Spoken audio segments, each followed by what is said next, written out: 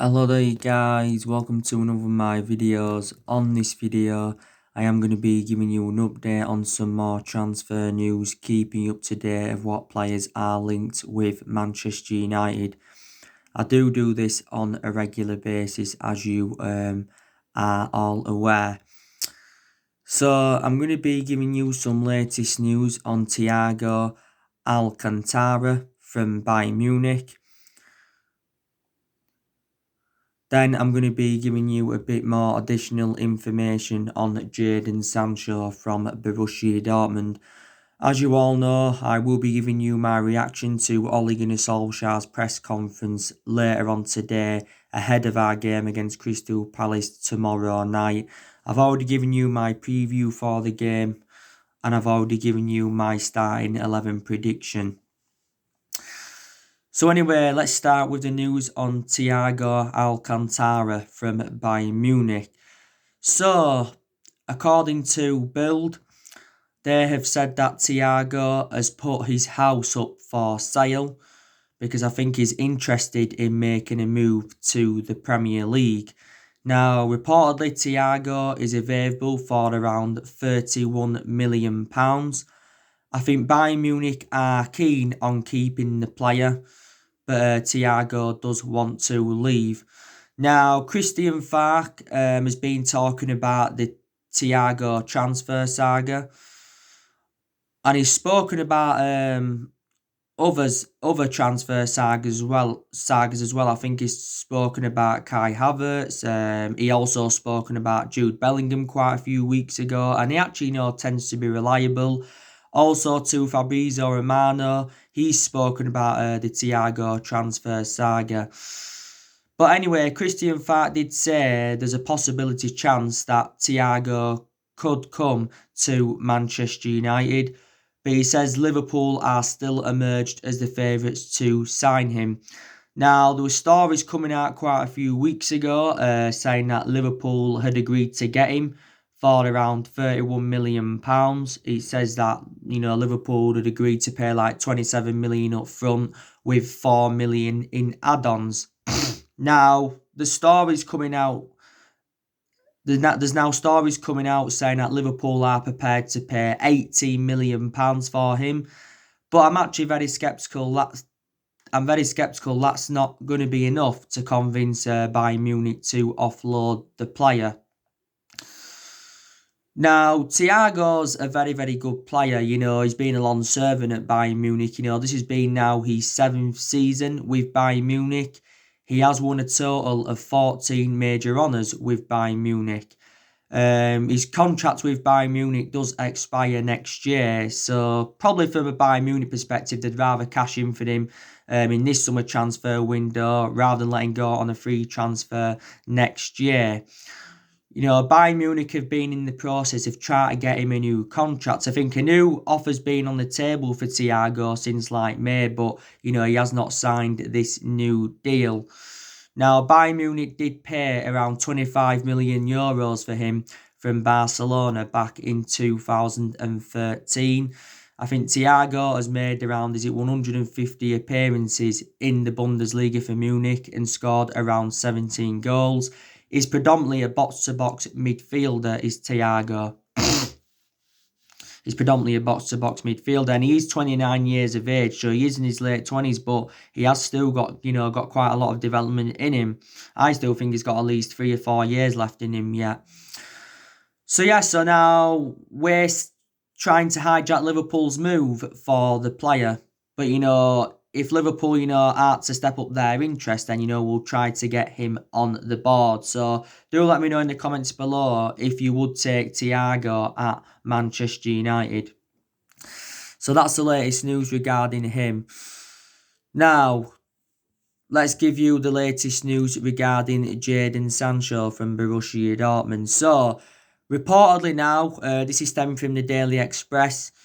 They have said that Manchester United are willing to meet Borussia Dortmund's asking price for Jadon Sancho on one condition, and that's if we get qualification for the Champions League for next season. But if we don't get qualification for the Champions League, then I don't think, we are determined to meet Borussia Dortmund's asking price. As it stands at the moment now, I think we're like, is it 4 points behind? I think we're like, is it 4 or 5 points behind Chelsea? Because Chelsea won yesterday against Norwich by 1-0.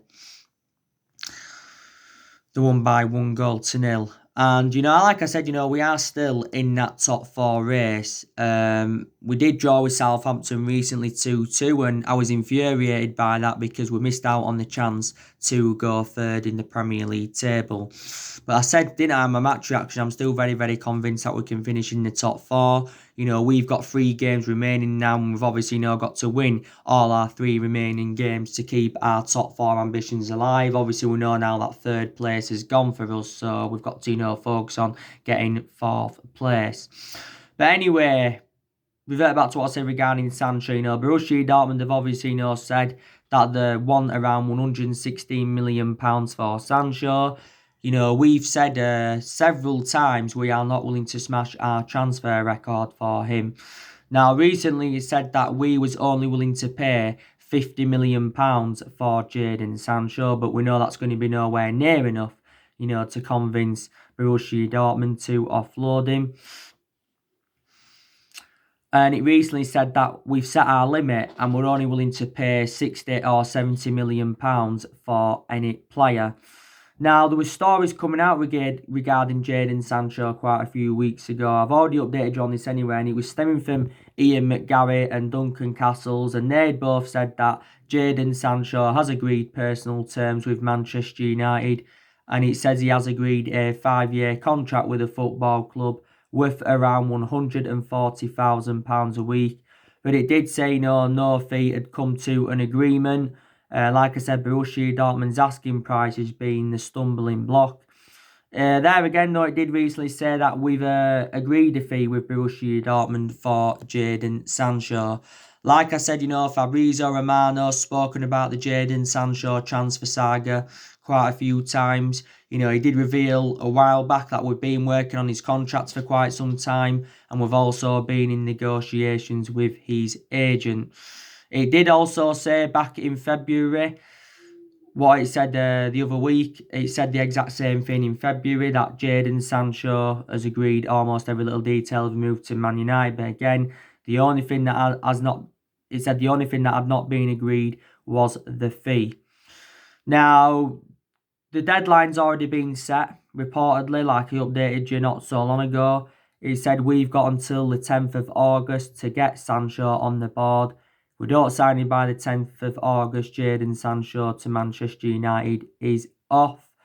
Borussia Dortmund did say, though, that they've come to accept the fact that Jadon Sancho does want to leave, so they are now looking for replacements for him. He reportedly said that we have put 6 players up for sale, to fund the move for Jadon Sancho. Last month, you had the Borussia Dortmund CEO coming out. He said that he expects Jadon Sancho to stay at Dortmund, but on the other hand, you had Lucien Favre, the Borussia Dortmund boss. Last month, he said that Sancho could still leave Borussia Dortmund in the summer transfer window. Now, like I said, we could now miss out on Sancho. We actually could, especially if we don't get qualification for the Champions League. Because recent reports have said that Manchester City now are in for Sancho. As you all know, Manchester City got their 2-year ban from the Champions League overturned by CAS.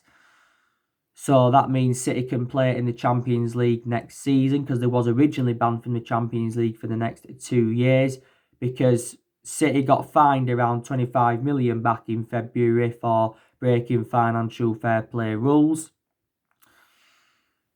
But now they've had that fine reduced from 25 million to 8 million. So from a City perspective, they will be really, really delighted. So now they've had this ban overturned, they could get the players that they want in the summer transfer window. And Jadon Sancho is a former Manchester City player. He endured 2 years with them. But the main explanation why Sancho left Manchester City is because he did not get any first-team opportunities. Dortmund only paid £8 million for him. So they got him for next to nothing. So if Dortmund sell him, they'll make a huge profit on him. This has now been Sancho's 3rd season with Borussia Dortmund. and analyse his performances in the few years he's been with Dortmund, his valuation has persistently grown. He's still got a contract with Borussia Dortmund until 2022. Don't forget, quite a few weeks ago, Jadon Sancho was fined £8,000 for breaking lockdown rules. And at that point, Borussia Dortmund said that they was losing their patience with him. But they've also said a few times with Dortmund that they are not willing to step in Jadon Sancho's way, if he does want to leave. I've already outlined the reasons why I want him at Manchester United is because he's well proven in the Premier League. He's also got a very, very good friendship with Marcus Rashford. And I think he would complement our attacking line. Some people will say, why do we need Jadon Sancho? When we've got Mason Greenwood that's in scintillating form. And Mason Greenwood has done very, very well recently. Mason Greenwood scored 16 goals in all competitions this season. And this has been his first full season in the senior squad. Solskjaer did say that it's going to be hard now to leave, obviously, Greenwood out because he's undroppable. And Solskjaer did say that Greenwood is ready to play for England at senior level.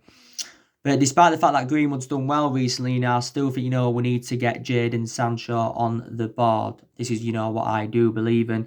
We've already made a promise to Sancho as well that we are willing to offer him the number 7 because we have got number 7 vacant at the moment.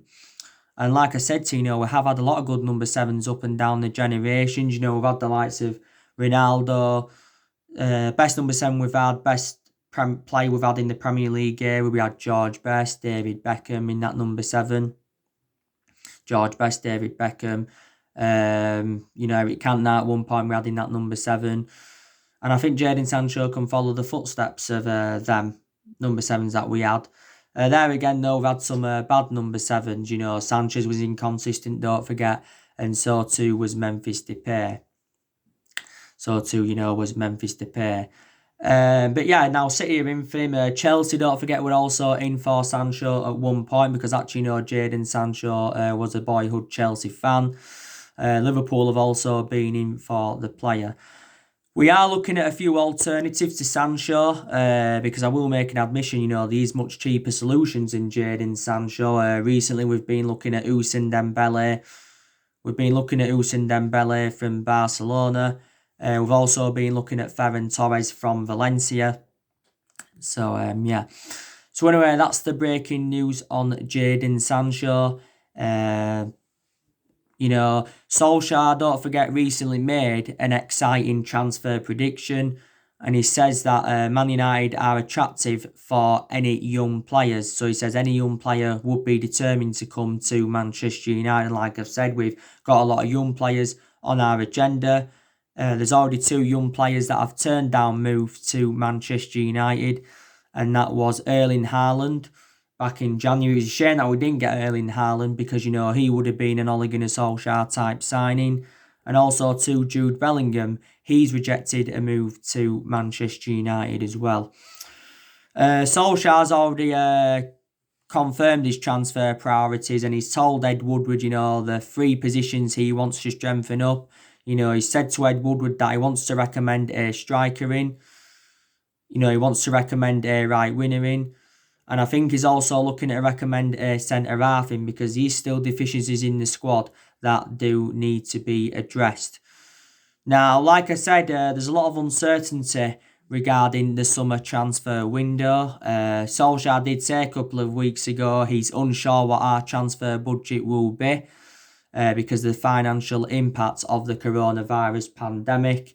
Don't forget, the coronavirus pandemic did cost the club around £28 million. Don't forget, Woodward had revealed last month our latest financial figures and he said our net debt was just over 429 million and he said our debt had risen up by almost 130 million pounds. This is, what it had said, 130 million pounds.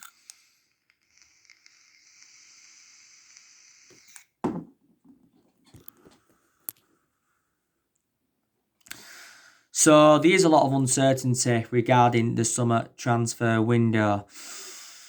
But don't forget, before the resumption of the season, we had taken a £140 million loan, to help us get the right calibre players to the football club in the summer transfer window. So Solskjaer's basically said he wants to make around 3 signings in the summer transfer window, because Solskjaer recently said that we've got to spend money to compete with the likes of Manchester City and Liverpool. Because I did say, didn't I, our expectations next season will be to challenge for the Premier League title. Because like I've said before, this is the 7th season now we have failed to mount any kind of title challenge up. And we haven't won the Premier League since 2013. So last time we won it was in Alex Ferguson's last season. But our plans for next season, our transfer strategy and our pre-season plans are all up in the air, because of the uncertainty of how the season will currently finish. Like I said, we've got priorities for the remainder of this season. And obviously, like I said, the top 4 is a priority for us.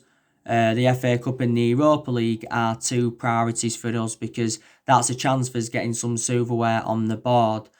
We are into the semi-finals of the FA Cup. We've got Chelsea. I'm really, really looking forward to that game.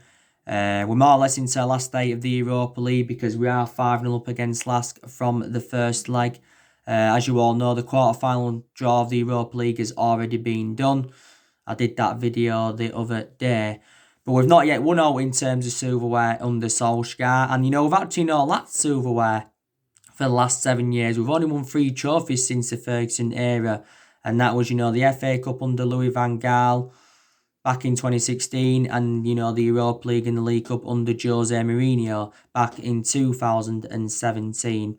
But I do think, we are going to finish this season on a high. It was disappointing to drop 2 points against Southampton, but I think we'll bounce back against Crystal Palace.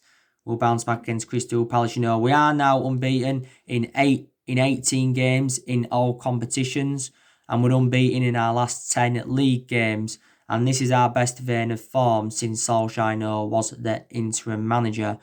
And, a lot of aspects of our game have really, really improved. We've been scoring more goals, creating more chances. Like I said, the combinations in the team look much better. We still look, bad at the back, but I still think we've improved defensively, to be quite honest with you. And, players have also improved. So, yeah, I'm, really, really delighted. And, we seem to be now going in the right direction under Solskjaer. Like I said, next season we'll have bigger expectations to exceed. Solskjaer will be Manchester United manager next season, even if we weren't to get qualification for the Champions League, because, like I said, he does deserve at least another season at Manchester United, because it is a transition period, and it has been a transition period for a while. And like I said, there's only 5 players that are Ole Gunnar Solskjaer's who he's recommended into the football club so far. Let's put into the equation Solskjaer's inheriting players here from the Jose Mourinho era. He's still inheriting a few players here from the Van Gaal era. Still matter here from the David Moyes era. And there's still a few players here from the Ferguson era. But like I said, the vast majority of this team is Jose Mourinho's and that. And, Solskjaer's now been at the football club a year and a half. I think he's been permanent Manchester United manager for around 15 months. But earlier on in the season, like I said, it was looking likely that Ole Gunnar Solskjaer was going to get sacked as Manchester United manager, because earlier on in the season, the results weren't going our way. Solskjaer's decision making, was also very, very bad. He didn't really seem to have a plan A, didn't seem to really have a plan B. And, we had the likes of that 1-0 loss to Newcastle earlier on in the season. We had that 2-0 loss away to West Ham. We had that 2-1 home loss to Crystal Palace. We had that 2-0 home defeat to Burnley in January. And that's when it looked like things weren't going to work out. But, all of a sudden now things have turned around. But, yeah, we enjoyed our worst start ever to a Premier League season earlier on this season. And Solskjaer was so close to getting the sack. And, at that point, there was talks of obviously Mauricio Pochettino coming in, and there was also talks of Massimiliano Allegri coming in. But, but Solskjaer knows he's got the backing of Ed Woodward, and he's also got the backing of the Glazers. And, But if we can, avoid defeat against Crystal Palace tomorrow night, we will extend our unbeaten run to 19 games in all competitions. And like I said on my preview, I'm very, very convinced that we're going to beat Crystal Palace, because Crystal Palace are sitting 14th in the Premier League, I think. They are in a bad vein of form. They have lost their last 5 Premier League games. Their recent loss to Aston Villa by 2-0 did Crystal Palace. I've already given you some of the team news building up to the game. Crystal Palace got a few injuries. Like I said, they've got Gary Cahill out. They've got James Tompkins out. They've got Jeffrey Schlupp out. By the way, they've got Christian Benteke suspended. Martin Kelly's just come back from injury for Crystal Palace. But we have got a really, really good record against them. We seldom lose to Crystal Palace. I know we lost the game earlier on in the season at Old Trafford 2-1. That was the first time we lost to them for a while. But we did win the fixture at Selhurst Park last season by 3-1. So we want to get one over Crystal Palace. But like I said, I give you my starting 11 prediction, didn't I, yesterday for the game. As you all know, in the last 5 league games, Solskjaer's gone with an unchanged team. And that's the first time we've done that since February 1993. So that's now, 27 years ago. But I do believe Solskjaer's going to make some rotation in this game against Crystal Palace. He's going to make some rotation. I think he could make maybe 2, 3, maybe even 4 changes. I think Solskjaer could make some changes in midfield. I think he could also possibly drop Mason Greenwood, because I don't think Mason Greenwood was too good against Southampton. He got caught out by Ryan Bertrand. Ryan Bertrand had him in his pocket. Possibly, could drop Matic in that midfield, and maybe put McTominay there. Could even possibly not start Pogba, and give Fred a start. You already know the news regarding Luke Shaw and Brandon Williams. We'll know more when Solskjaer's done his press conference. Luke Shaw, of course, has got an ankle injury. I don't know how severe his ankle injury is, but that's another injury to Luke Shaw, and Luke Shaw sustained quite a few injuries as a Manchester United player. That's my only element of concern about him, is that he's injury prone.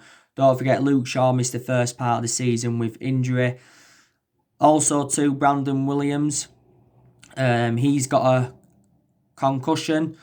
Because he collided heads with Kyle Walker-Peters against Southampton. He got a really, really bad cut on his head, did Brandon Williams. So if none of them are available for selection at left back, Shaw and Williams, I think we'll have to probably put Thiago Dalot at left back.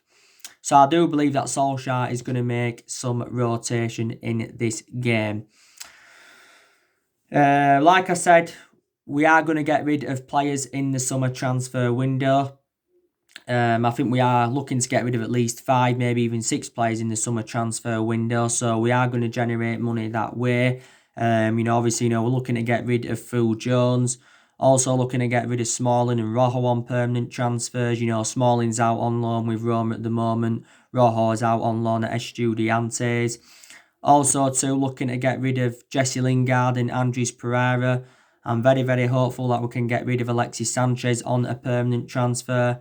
Like I've said, Tina, I don't think Thiago Dalot is good enough for Manchester United. He's seldom played this season, but Thiago Dalot has had a few injuries this season. But yeah, so we're going to get rid of more players in the summer transfer window, but Solskjaer has got rid of a lot of the deadwood since he got recommended into the football club. But I'll credit Solskjaer because he's given everybody more or less their chances, because when he got appointed in as Manchester United manager, he said everybody would get their chances to express themselves, including the young players, and Solskjaer has promoted the youth very, very well this season. He really, really has, which is very, very good. And like I said, our record against the top 6 sides this season's been good. We've taken 18 points against the top 6 sides this season.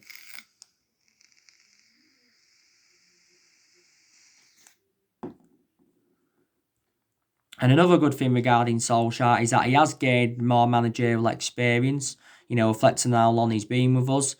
Man United is the 3rd club in his managerial career. And But I think we can be back being competitive under Solskjaer. You know, we have been playing catch up for the last 7 years. Like I've said before, we've had different managers with different philosophies. We spent close to the £1 billion range on players, and we've recruited over 30 odd players in since the Alex Ferguson era. So people say reflect on the money we've spent. You know, we should be where Liverpool are, or minimum where City are. Like I said, we haven't dominated English football since the Ferguson era. You know, Ferguson endured, 26 years at Man United, endured 22 years of success because Ferguson didn't win out in his first 4 years at the football club. So it just proves it takes some managers, you know, time to settle in. Takes managers time to settle in. And I don't think anyone will replicate Ferguson's legacy at the club. And I don't think anyone will last as long as Alex Ferguson did at Man United or any manager in general. So let's just put that into the equation. You saw my video that I did yesterday as well. I give you the breaking news on Rashford, didn't I? There were stories coming out saying that PSG are interested in him, and Thomas Tuchel has identified Rashford as his number one priority target. It said, you know, we value Rashford at around £100 million. Rashford is definitely the foreseeable future for us. You know, I definitely don't see us selling him. Anthony Martial, I'll give you the news on him. There's been stories coming out saying that Inter Milan are interested in Anthony Martial. So you know the news regarding that. So anyway, guys, that's everything to update you with today. Drop your comments, likes below on the channel. If you do, consider subscribe as always, and take care. God bless, and I'll see you all again very, very soon.